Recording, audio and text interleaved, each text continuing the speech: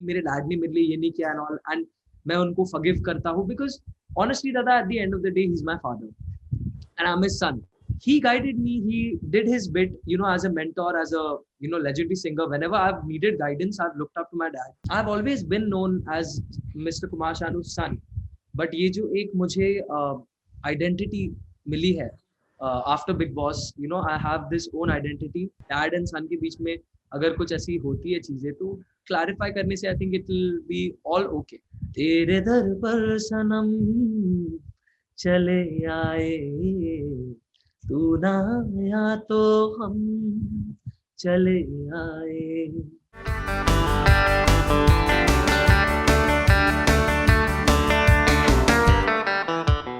जान, बहुत बहुत स्वागत आपका बॉलीवुड हंगामा पे। Thank you for having me here.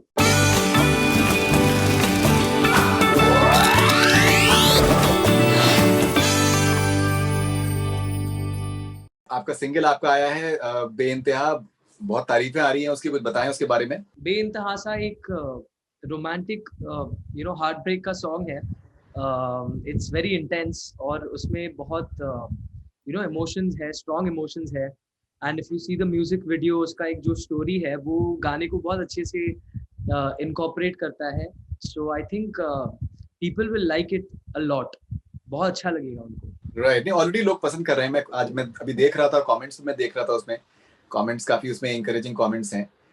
तो ये जो आपने एक फैन फॉलोइंग अपने लिए आपने डेवलप कर ली है, कितना इम्पोर्टेंट है आपके लिए? आपकी बहुत कम उम्र है, आप एक शैडो में रहे हैं अपने फादर की, and now you are finally coming out of that shadow, people are knowing you because of your own work and the person that you are. ये कितना बड़ा अचीवमेंट है आपके लिए? Dada, this is one of the most monumental things for me, actually, because मैं मुझे ये कहने में भी बहुत गर्व महसूस होता है कि मेरे फैंस हैं, बिकॉज ये मुकाम तक पहुंचने के लिए आप वर्क काफ़ी बहुत स्ट्रगल्स की है मैंने। एंड जो बात आपने कही regarding the whole shadow thing, I have always been known as mister Kumar Sanu son. But ये जो एक मुझे आइडेंटिटी मिली है after Bigg Boss, I have this own identity. It feels very beautiful और बहुत अच्छा लगता है कि इतने लोगों को मेरा गाना स्पेशली पसंद आता है, बिकॉज यही मेरा मकसद था, लोगों तक पहुंचना, मेरी आवाज़ को लोगों तक पहुंचाना। हर आर्टिस्ट का एक गोल रहता है। सो मेरा भी यही गोल था कि I wanted my voice to reach the people, and once it reached the people loved it. So इससे ज़्यादा मैं कुछ मांग नहीं सकता। मैं entertain करना चाहूँगा लोगों को आगे भी। So I just hope that I never disappoint my fans. Right. एक चीज मैंने आप काफी क्लोजली देखे हैं, आपके एपिसोड्स मैंने देखे हैं बिग बॉस के, जब आप उसमें थे, और काफी आपने डिग्निफाइड तरीके से अपने को आपने कैरी किया। सब लोग आपको पसंद करते थे, आप लोगों की रिस्पेक्ट करते थे, और इस तरीके से आपने कंडक्ट किया। काफी ट्रिकी सिचुएशंस होती हैं बिग बॉस के अंदर, उसमें या तो आदमी बह जाता है या फिर ये है कि अपने को संभाल लेता है। मैक्सिमम टाइम आपने काफी अच्छे से अपने को संभाला। आपको सलमान सर ने भी आपको काफी अप्रिशिएट किया, बाकी और जनता ने भी आपको काफी अप्रिशिएट किया। आई थिंक आपकी मदर बहुत बहुत खुश होंगी। She has brought you up very nicely. What was her first reaction when you came out of the house? What did she tell you? When I came out of the house, it was a very upside down situation for me to join the real world again, because 2 महीने हम लोग बंद थे, no phones, nothing. तो first जो phone call किया मैंने अपनी मॉम को किया, एंड शी वाज उनको खुशी भी हुई दादा एंड दुख भी था। दुख इसलिए था कि आई गॉट एविक्टेड, बट खुशी इसलिए थी कि 2 महीने बाद I am going to meet my son, because मैं कभी इतना टाइम तक इतने दूर अपने घर से रहा नहीं हूँ, अपने मॉम से अलग रहा नहीं हूँ। एंड बहुत इमोशनल था उनके लिए। And when she met me रात को, मतलब we got done with our shoot, and फिर रात को कुछ I think 3:30-4 I reached home. तो आई थॉट कि सब सोए रहे होंगे एंड ऑल, बट नहीं, पूरा घर मेरा, माय ब्रदर्स, माय मॉम, सब जागे हुए थे and they were waiting to welcome me. And अभी जो मेरी मॉम का सिचुएशन है, जो आपने कहा, she is been getting all of these sentences, these compliments from a lot of people saying कि your son is a very dignified person, he has carried himself with a lot of grace. I think this is the best compliment that a parent could get, and in that way my mom is really really happy about whatever's happened and however people are their perception about me. and she's happy. I want to keep her happy, so I'm going to try my best. Right. You know, जान मैं आपसे share करना चाह रहा था एक बात. जब आपका एविक्शन आपका हुआ, आपके एविक्शन से करीबन 3-4 दिन पहले मैंने कुमार शानू जी का मैंने एक इंटरव्यू किया था. यूएस में थे एंड आई इंटरव्यूड हिम. और इत्तेफाक से आपके एविक्शन के बाद में वो इंटरव्यू प्ले हुआ. मैंने उनसे वही मैं बात कर रहा था कि जाहिर सी बात है, अभी देखिए क्या होता है कि बहुत बार मीडिया में लोग होते हैं, जब सवाल पूछते हैं तो वो उस चीज को रियलाइज नहीं करते हैं कि लोगों के पर्सनल सेंटिमेंट्स क्या होंगे. तो मैंने उनसे पूछा, नेपोटिज्म से रिलेटेड मैंने पूछा कि भाई जिस तरीके की जो चीजें सामने आई, सलमान ने भी जान को डिफेंड किया और यही कहा कि भाई वो अपने बलबूते पे वो सामने आ रहे हैं.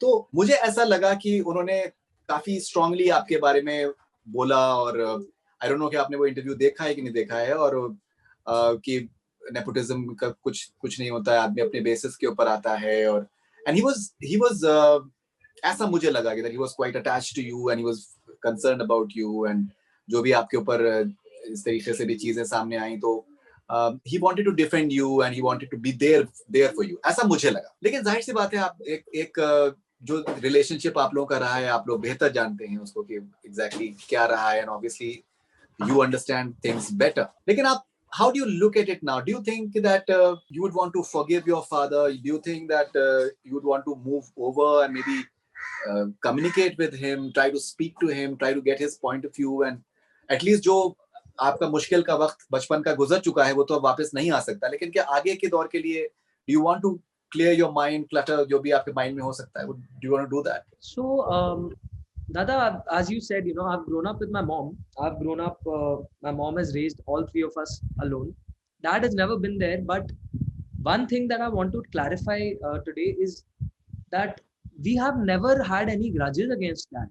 जो forgiveness की बात हो रही है दादा, वो उसके लिए पहले तो खफा होना जरूरी है, राइट? कि आप किसी को अगर फॉरगिव करोगे उससे पहले आपको you have to be angry or you have to have some kind of resentment towards that person, and then you can forgive that person.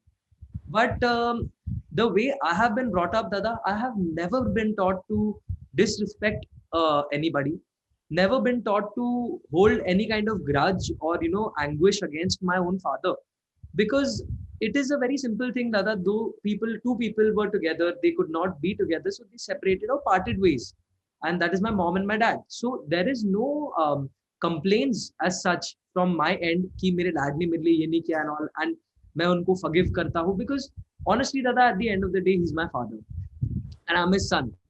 तो जो भी miscommunications होगी, हाँ definitely it is our duty to clear it. अगर ऐसी कोई बातें हुई हैं जिनके बारे में शायद हमने पर्सनली बात नहीं की, that I will definitely clear out with Dad. But forgiveness, Dada, there has never been any anguish only कि मैं उनका बेटा होता था, मैं उनको क्या forgive करूंगा? मतलब उन्होंने कुछ किया ही नहीं है जिसके लिए मैं उनको forgive करूं. It's as simple as that कि he guided me, he did his bit, as a mentor, as a legendary singer. Whenever I've needed guidance, I've looked up to my dad, and he's always guided me on that front. But rahi baat forgiveness ki, Dada, there is nothing to forgive, Dada. It's just something that it was a miscommunication जो बातें नहीं हुई उसलिए बढ़ गई. But I think at the end of the day it's just a matter of a phone call and बात कर लेंगे. I think we'll be good to go, we'll be sorted. आपकी उनसे लास्ट कब बात हुई थी? Last I spoke to Dad was before I entered the Big Boss house, and he was very supportive at that time too. And उन्होंने मुझे बताया कि don't change yourself, the way you are, you're good enough. Just be yourself and that will be enough. So वही बात हुई थी दादा. बाहर आने के बाद एक्चुअली ना मुझे भी टाइम मिला ना डैड को भी. ही वाज ट्रैवलिंग बीच में. ऐसे तो updates we keep updating each other, but वो जो प्रॉपर टॉक वाला एक the requirement that is there to clarify things, वो बात अब तक हुई नहीं है दादा. आई एम होपिंग बहुत जल्दी होगी because dad is here now and we are planning to meet up and talk about जो भी हुआ एंड जो भी कहा सुनी हुई. तो उसके बाद आई थिंक दादा everything is gonna be absolutely fine because at the end of the day I am his son, he is my dad, and dad and son के बीच में अगर कुछ ऐसी होती है चीजें तो क्लैरिफाई करने से I think it will be all okay. No, I hope it happens and it settles down and yeah, because मैं तो सिर्फ यही कह सकता हूँ because I'm a huge fan of your father and like a lot of other people. और मैं तो डेफिनेटली चाहूंगा कि वो खुश रहें, आप खुश रहें, और जाहिर सी बात है आपकी खुशी उनकी खुशी है, दोनों की, because it is definitely inclusive in many ways, and I hope that you guys meet up and आप लोग साथ में कुछ गाना भी करें. I hope that it happens. Firstly, which song of Kumar Sanu is your favorite? There's a small story that behind why it's my favorite.